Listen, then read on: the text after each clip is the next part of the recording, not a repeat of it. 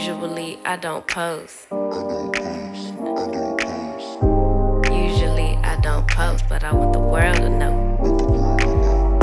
Time to pull the drop tops out. Summer nights, it's a vibe, yeah. We've been keeping it in the house. Now, the aim of a marketing strategy is to help you achieve goals that you should have identified at the beginning of every month. Welcome to my Excel sheet. So this is my social media marketing plan for June 2023. Hey, let's get the show on the road. Good morning. Welcome to a day in my life. I have a few activities lined up for the day, so I thought to vlog.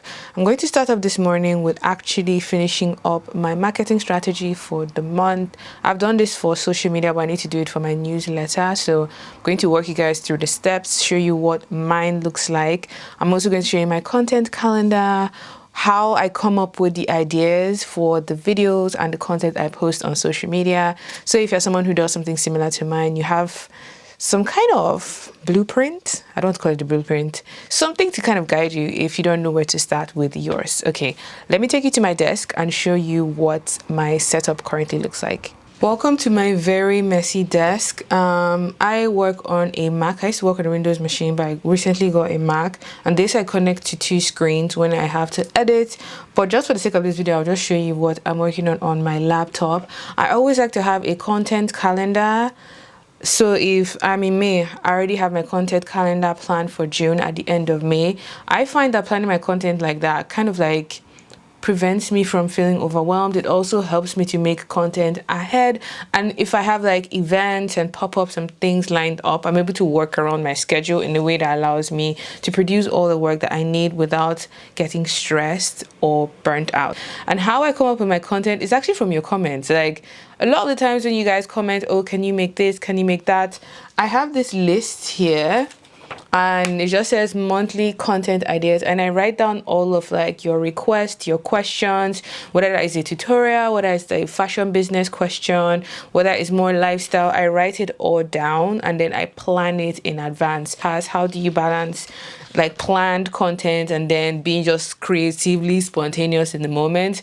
I would just go ahead, film the video that day, edit it that day, and then post it that week. I do have moments like that, but it's actually quite rare. I find that when I plan and take my time creating my work, it just turns out a lot nicer. So I try to find a balance between the two. So once I have the monthly content ideas here, I then plan them into a monthly content planner. These templates I got from a fellow YouTuber called Kelechi Ngbemina. Kelechi makes the most amazing content around slaying your content, how to, use different devices and gadgets if you're on a budget, if you're starting out.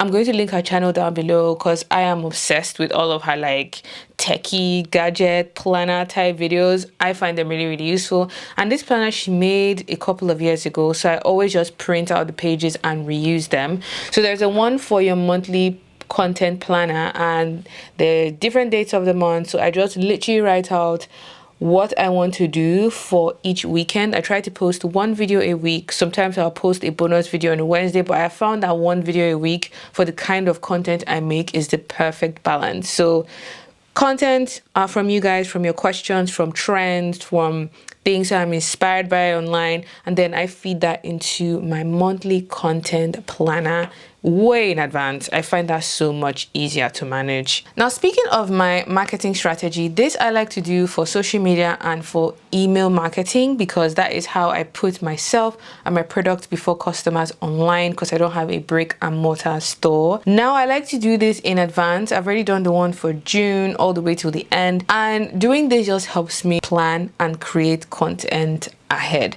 Now, the aim of a marketing strategy is to help you achieve goals that you should have identified at the beginning of every month. I have to shout out Anum of Bedoni Group. She was the one that really got me on, the good habit of identifying what your brand values are, what your goals are, and define like your brand aesthetic online. I'm going to leave her Instagram down below if you want to work with her because I worked with her last month and it was definitely worth the penny. Welcome to my Excel sheet. So this is my social media marketing plan for June 2023, and you can see in the top corner here what my goals are. which is to increase engagement on Instagram and make more sales online. So the content I am planning and creating is aimed to achieve those two goals there. So it's important that you identify your goals before you make this marketing strategy plan. So this I've done in Excel, and it has three main columns. The first column is the content, the second is the image design, and the third is a possible image that could work. The first top portion here, let me just show you guys an example, is, for example, the fifth was International Environment Day. So it's important that you research dates and holidays ahead of time so you can plan content around that. And on that day, I knew I wanted to promote the fact that I use eco packaging to show that I'm a sustainable brand. And I think I did a pack with me order, if I remember correctly, ASMR style. And that was the image that I ended up using on Instagram. So for each section like that, there is the idea of the content. This could be a campaign, this could be a brand piece, this could be something based on the holiday.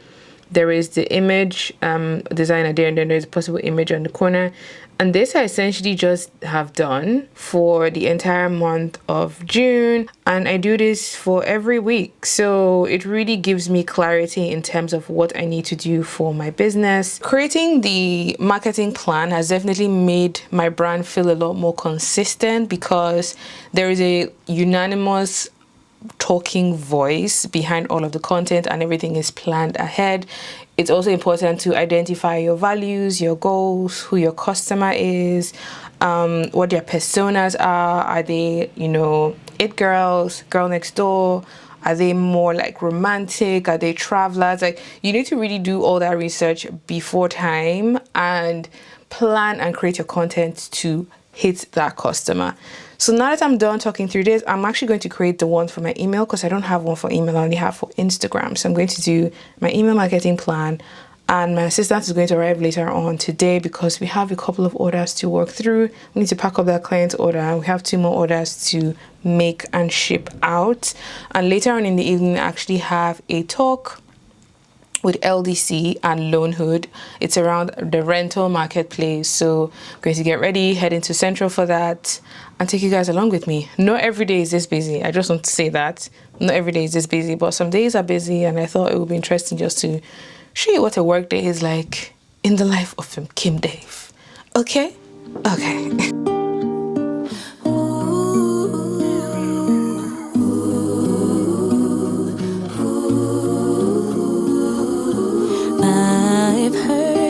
New love is so beautiful. Time is what makes it ugly. But time after time and through every turn in this life, I could use. So I received some questions from you guys on Instagram, and I'm going to be answering them in this video. The first one is, how do I stick to my content schedule and calendar? Discipline really helps because I kind of know where I want to go and where I want to be, and scheduling finished work ahead of time helps a great deal. The next one was around outsourcing my content creation, if at all. Thankfully, I make all of my content in-house. My husband also helps me with photography and videography, so we're able to keep costs down. And we do content days, which help us to batch create content that we can then post over a period of time on our socials, which really helps. The next was tips on marketing to a diverse audience in terms of race, ethnicity, geographical location, and so on. I don't know a great lot about marketing, but I know representation matters, and this you can express in the type of models, photography, and the way you show your products online. Tell me, how good two people? This one or this one? Which one? I'm not quite sure because I already have the pearl necklace on. This one? I see that one. This one? I think this one. This one? Okay. Trying to rep the brand. I'm basically ready, and like ready in terms of outfit, but what I've done is they sent us the questions yesterday, and I have sort of researched the answers I want to give, but I haven't memorized them. I always like to, when I do these talks, ask for the questions in advance, at least write down bullet points, so when I get on stage and I get a little bit nervous, at least I have something to guide me and I know what to say. So it's a tip that you guys can use as well. If you have to give a presentation or a talk, just prepare ahead of time. Just write down the points, even if it's like a post-it note. I've just printed out mine. I'm basically going to just be memorizing this on the train. There are like 10 questions. I only know the answer to one. Okay. Outfit of the day, I'm wearing the Tejiri dress. I'm wearing this in the medium because I just want space to breathe, even though I'm more like a small in my brand, so it's a little bit loose and roomy. I have worn a white cami underneath because it's a professional setting, else I would show boob, but not today. I've paired this with a white sandal, comfortable because I have to walk there. And I don't have a bag that could go, so I just brought out this one because I know yellow complements blue, and there is white in the bag as well. I have a white pearl necklace, white earrings, sort of like creamish earrings, and I'm ready to go. When I'm back, we had a love like that. Why do I feel like that's slowly fading? We used to be friends, that was way back when. You and I, we were a slow burn, baby. Oh, we were young, so damn naive. Looked at the world through rose-colored glasses. You had your goals, then you met me. Did you let those dreams pass you by? I would never blame you if you left. No, I won't be the one to hold you back. 'Cause we can stop the time, it's just a fact. We're not getting younger, we're not getting younger. In the bed. We have a very lovely internet panel, so I appreciate you coming in, and it's been a lot. We've had a lot of issues lately with train delays, strikes and whatnot, so we do really appreciate everyone that's been able to make it out. So thank you for coming. And we will make this a very interesting and engaging discussion so that it really feels like you're getting the most out of this incredible panel. Hello everyone, thank you for having me, Rebecca. My name is Priscilla. I'm a Nigerian women's wear designer based in the UK. I'm also a content creator, and I teach people how to sew on my YouTube channel called KDivas. So if you want to learn how to make sewing patterns, how to make your own clothing, you can come on KDivas, and I have beginner, intermediate and expert level projects that you can try out as well. My ready-to-wear brand is inspired by my Nigerian heritage, so I sort of like tell my story and like my journey so far through my collections, and I've started Loaded and LDC. My designs are quite out there. I use very bold fabrics, very bold colors, and for someone who is just finding me for the first time, it's like, oh, that's a bit much. But when it's on Lone Hood, I'll tell them, you know what, go grab it, wear it for your event, use it for your shoot, see how it sits on you. And the shapes are quite bold as well. Like I have a jacket that goes almost all the way down to your knees, and it might be overwhelming for someone in terms of the style and the price. So from them going, trying it on and using, sometimes it suits the bill and they're able to use it for whatever purpose, or they might just come back and buy a new one. So it's like what you said, they can test drive designs that are quite daring, bold, or expensive, and see if it sort of like suits their lifestyle and their wardrobe before actually committing to buy. That is so interesting. It's not, I never actually would have thought that that was the main driver. Out of interest, how many people here have tried rental? Oh, okay, less than I was expecting. How many people here came to this talk because they are thinking about trying it and they want to learn more before they do? Interesting, probably similar number. Okay. So why is everyone else here? I think tech definitely will come more into rental, like Fenty does that with their foundations and their lipsticks. So maybe people can try it out virtually before they order it off the app. Or, I think tech is not going anywhere, and I think it will definitely come into fashion more. And how, on that note, kind of in talking about the future, you're both obviously using Loaded now, which is great. How do you see that playing into your businesses going forward? Do you see rental overtaking people buying new? Do you see it kind of becoming par? Or do you see together maybe the role of people buying new and rental? Maybe it'll evolve completely to suit your business models. How do you see the future for business? I think for my brand, I think it would be maybe half and half, because then I would be able to design collections with really bold pieces, knowing that nobody might want to buy this, but someone might have a photo shoot or an event that I know a stylist, someone will see and be like, oh my god, I want that for my artist, I want that for this event, and they'll grab that off. So I think going forward, knowing that I've had like people email me from London actually, they saw it like on one of the pop-ups and wanted to do like some catwalk show. So I know the need is there. So I would most likely be adding designs that are like very bold, very out there, very daring, that would really fit that bill. But I would still do, you know, my dresses, my prints, my tops, that the everyday consumer or someone who wants something more simple, more toned down, can still grab. My queen. So if you can sew, mend the shirt. If the pants are ripped, mend the hole.